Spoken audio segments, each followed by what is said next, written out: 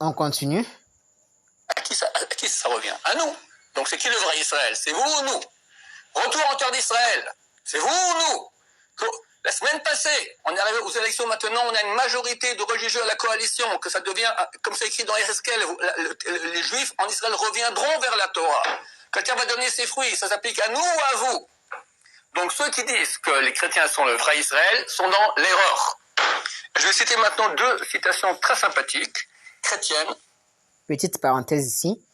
La Bible dit dans Job qu'en réalité dans l'homme, c'est l'esprit, le souffle du Dieu Tout-Puissant. Si l'Église, les chrétiens sont l'Israël spirituel, alors évidemment que nous sommes le vrai Israël. Ce n'est pas faux. Les chrétiens, l'Église, c'est le vrai Israël versus Israël, comme il le dit. Nous ne sommes pas des charlatans. Nous sommes le vrai Israël. Israël, non pas physique, mais Israël spirituel. Continuons. En 1895 a eu lieu le premier congrès sioniste mondial. On parlait d'un retour éventuel des Juifs à Sion. Quelle est la position du christianisme à ce propos? Deux articles. Un de Civiltà Catholica, qui est donc une revue catholique. La date, c'est le 1er mai 1897, 2 ans après le congrès mondial. D'après les Saintes Écritures, le peuple juif est condamné à vivre sans cesse dans la dispersion et l'errance parmi les nations pour pouvoir servir de témoignage à Jésus, non seulement par l'intermédiaire des Écritures, mais par son existence même. Je vais expliquer ce que dit ici ce texte.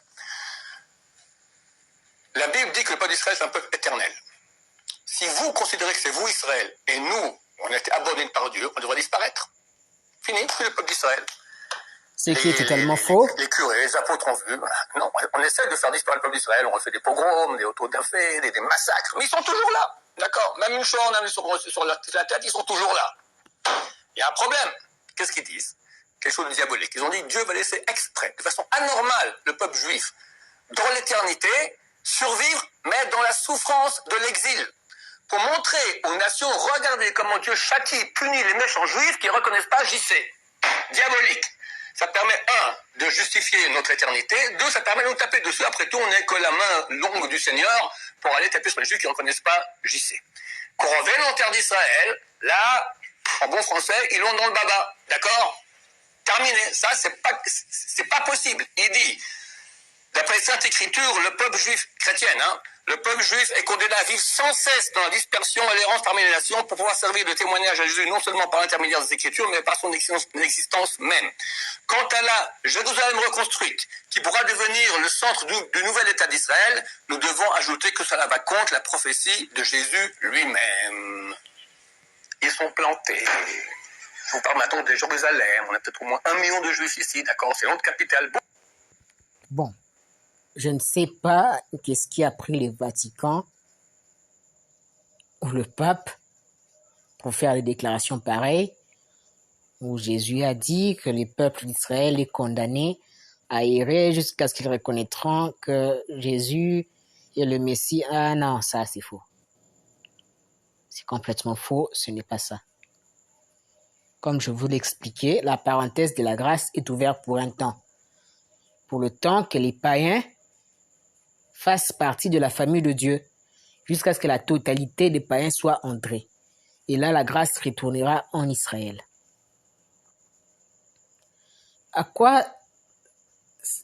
Qu'est-ce qui servira à Dieu de faire souffrir le peuple Israël pour ne pas avoir cru en Jésus? Non. Moi, je pense que si le peuple d'Israël a souffert pendant 2000 ans, c'est parce que ce n'est pas parce qu'ils n'ont pas cru en Jésus, mais c'est parce qu'ils l'ont tué. Ils n'ont pas seulement tué lui, mais aussi les apôtres et les premiers chrétiens. On va voir ça dans la Bible. On va voir ça dans la Bible. Prophète.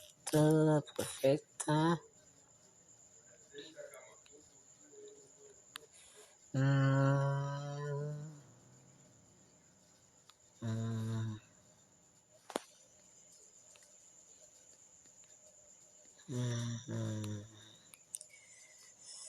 Ta-da.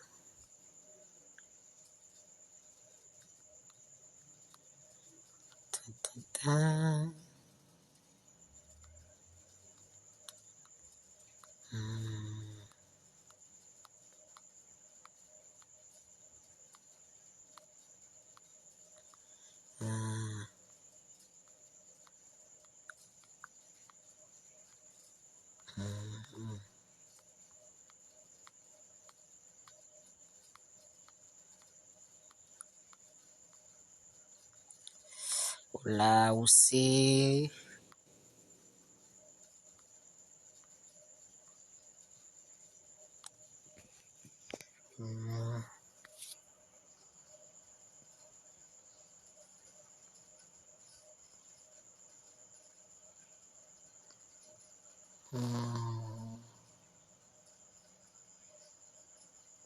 Voilà.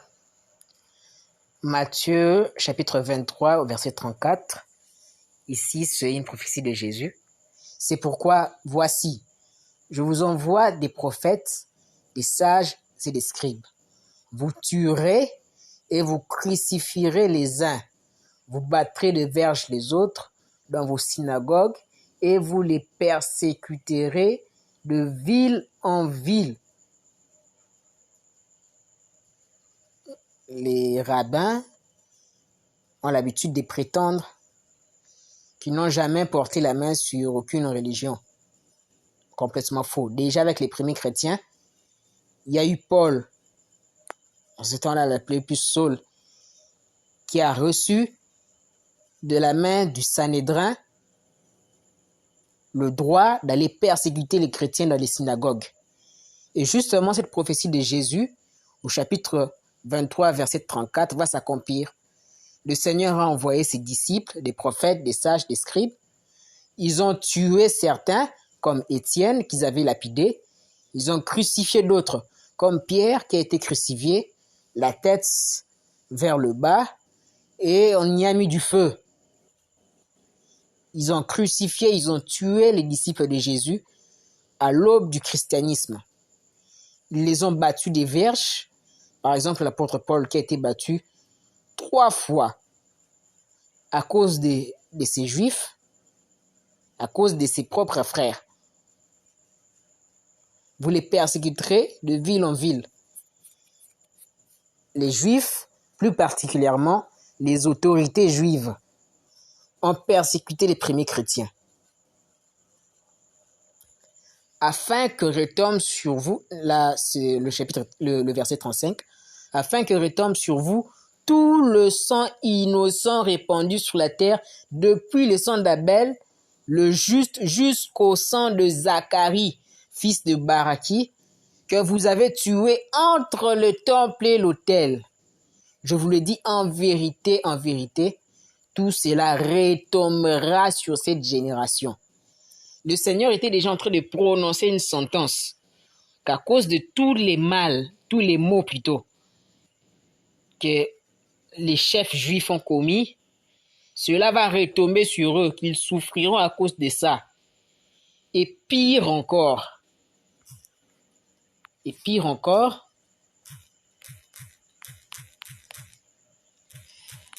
attendez, voilà, Matthieu chapitre 27, verset 24, Pilate, voyant qu'il ne gagnait rien, mais que le tumulte augmentait, prit de l'eau, se lava les mains en présence de la foule et dit, « Je suis innocent du sang de ce juste. Cela vous regarde. » Et tout le peuple répondit, « Que son sang retombe sur nous et sur nos enfants. » Que son sang retombe sur nous et sur nos enfants. Alors Pilate leur relâcha Barabbas, et après avoir fait battre des verges Jésus, il les livra pour être crucifié. Ici, c'est lorsque Ponce Pilate, le gouverneur romain de Judée, a demandé au peuple de choisir entre Barabbas et Jésus, qui devait être relâché, qui devait être condamné. Le peuple a consciemment choisi de libérer Barabbas et de condamner Jésus, qui pourtant était innocent. Et Pilate a fait remarquer au peuple que l'erreur qu'il commettait était grave. Et le peuple, je ne sais pas, envoûté par des démons, certainement ils étaient soulevés par des chefs juifs, le peuple a répondu que son sang retombe sur nous et sur nos enfants.